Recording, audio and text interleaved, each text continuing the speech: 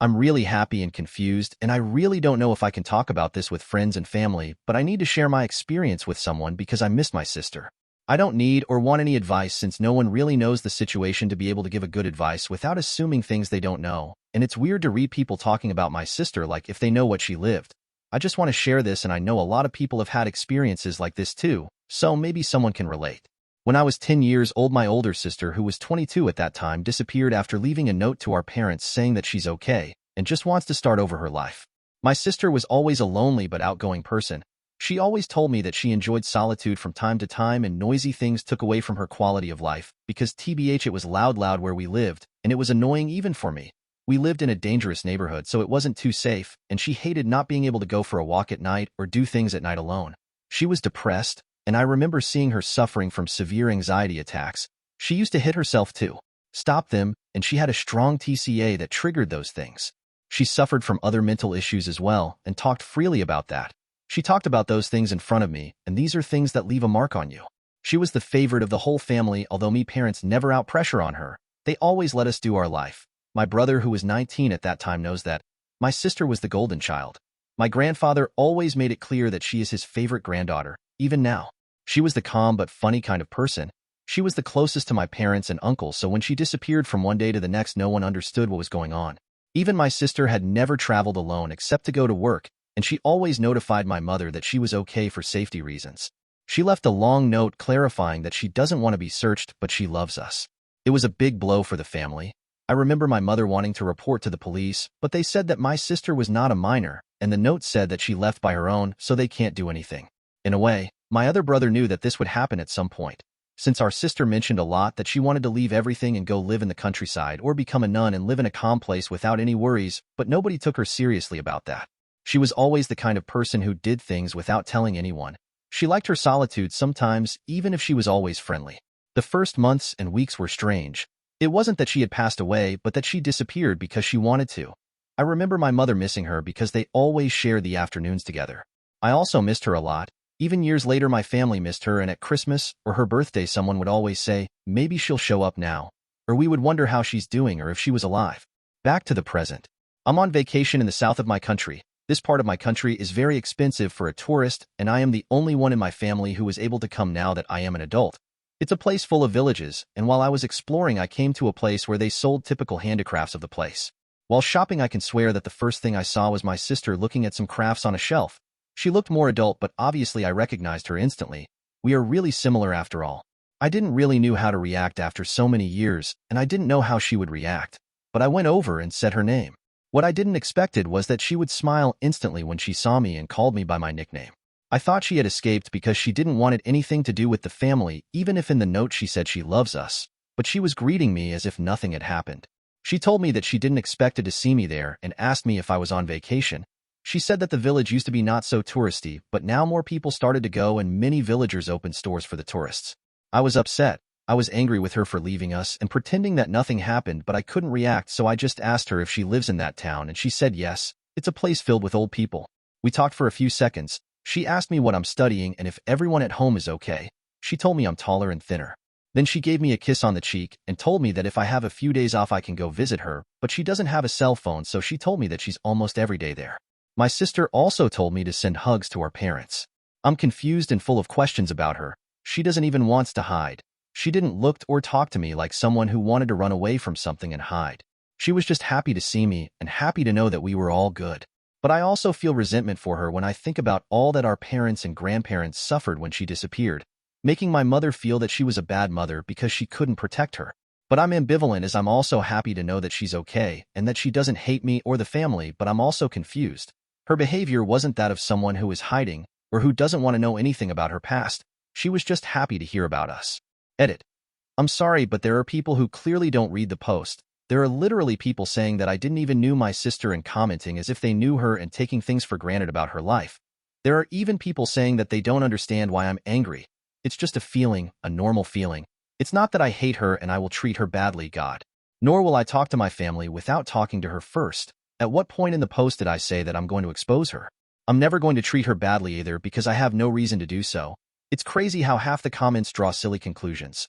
With my sister, when I literally say it up there, even if my English is bad because it's not my first language, Just read the post before you want to get a few likes for some unnecessary advice. Additional information from OOP on his sister's note. OOP.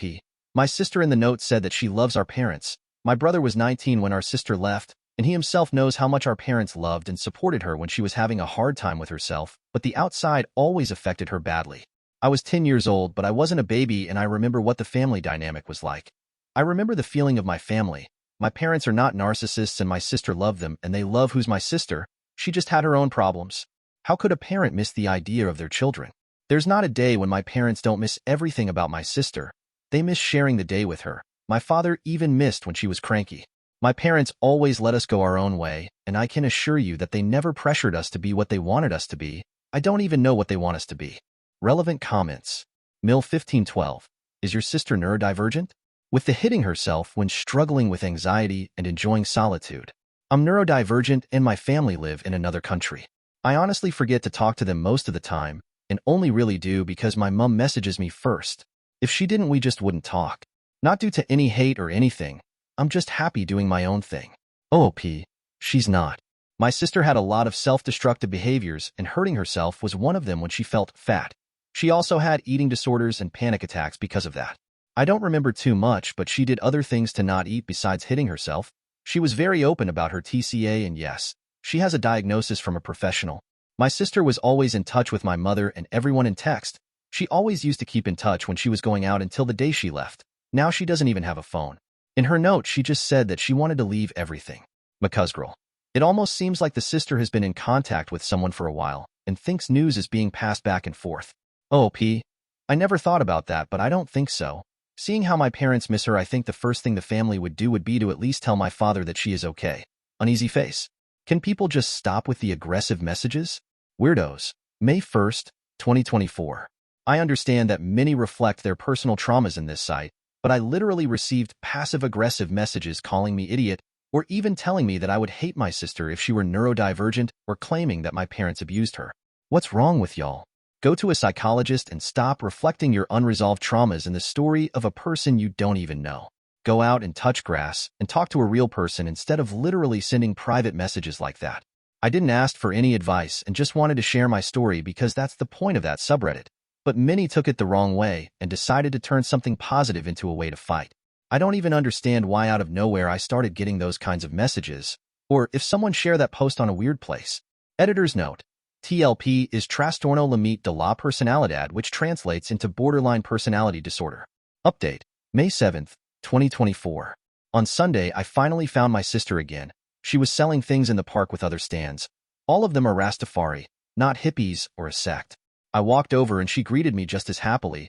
We talked a couple of things, and my sister told me that she doesn't have a cell phone, so it was impossible for her to tell me that she wouldn't be there on Saturday. I spent the afternoon with her at her stand, and after that we went to her house. She lives alone, and sometimes with her friends. We talked for a while, and at one point she broke down and hugged me, saying she was trying to stay calm all this time and didn't know how to react because she didn't want to make me cry too. She remembered that I was really sensitive, but she couldn't hold it anymore. We cried and talked a lot. My sister was tired of people. She said that our house was her safe place but hated the idea of having to work every day, and I didn't want her to study anything. She was our parents' golden child. So they let her do whatever she wanted. But she knew that at some point she had to make something of her life. She was tired of how stupid and empty everyone was, of the politicians, of the TV showing empty things, of the noise everywhere outside when she wanted peace. Even sleeping in our home was stressful for everyone because of the noises outside during the weekends when she wanted to be alone to smoke and listen music. TV. In my memories as a child, I didn't remember the obvious smell of joints that my sister had all the time. That added to the pressure that society put on her to be physically perfect, make her want to leave everything behind. She didn't want to die but realized that my parents were miserable when they saw her being miserable. This is something I didn't know. But my sister said that our father had 2 jobs to be able to pay for her psychologist and medication. Also, my father used to spoil her a lot with the only food she eat without guilty. Running away was like dying symbolically. My sister says that although our parents always supported her, she felt like a failure for not being able to improve and always relapsing. She felt bad to see our father working so hard and also wanted to live according to her spiritual mentality, free from all that is toxic in society. All of those things make her ran away from everything. She felt like a burden and also didn't want to live a life working and miserable like everyone. Sis told me that she never contacted us because she doesn't want to have a cell phone and a trip to our province is too expensive to her because it's basically going from one end of the country to the other. She hates capitalist society with all her soul and doesn't even have a TV. My sister said that she is much better now away from the city. My sister told me that she wants to talk to our parents but doesn't know what to say, and we don't want to give them parents a shock since our dad was sick a few days ago and is recovering from dengue. I'm writing this with her beside me and doesn't understand what's the point of this site. The last social network she used was Fotolog in 2007, but said that she doesn't mind if I post this. She wanted to write something, but said she doesn't like writing in English, haha. My sister was reading the comments and wants me to clarify that she never suffered any kind of abuse. She has a lot of friends and never had any problem with anyone, but likes to be alone from time to meditate. And she's not neurodivergent. She said her behavior was normal because of her TLP, suffers from ED, borderline personality disorder, and see a psychologist twice a month. During her adolescence, the blogs Anna and Mia were trendy. Her friends had that aesthetic, and she was popular in Fotolog, according to my sister. At that time, it was taken as an aesthetic, and even a book about that was really popular between teens. Maybe someone from my country knows Absurda? She hated going out when she felt fat. She couldn't have imperfections like cuts on her arms, so she hurt herself with a rubber band when she overate, something she read in those blogs. Now she's in a good weight, but it took her really long to not relapse again. It's been a long recovery for her. And once you're anorexic, you never stop being anorexic. She's always afraid of relapsing. So that's it for now. We don't know how we're going to talk with our parents without making them freak out. And also my sister, after seeing the comments on the post, saw other Reddit posts and said that her life is definitely better without a cell phone. She says that things like Fotolog was the beginning of all evil, haha. Relevant comments. OOP on his sister being involved with Rastafari. OOP. Like how it is in other countries, to be honest. My sister doesn't live in community and there are no camps. She's one of the few who has a house because most of them prefer to travel around the country. I really think it's impossible for them to be 100% Rastafarian here, TBH, because we are from South America and the Rastafarian community here is obviously totally different from the real Rastafarians. They just follow most of the philosophy. Edit. For example, my sister doesn't consider herself Rastafarian, but she shares some points of the philosophy they have. I don't know how the rest of them thinks.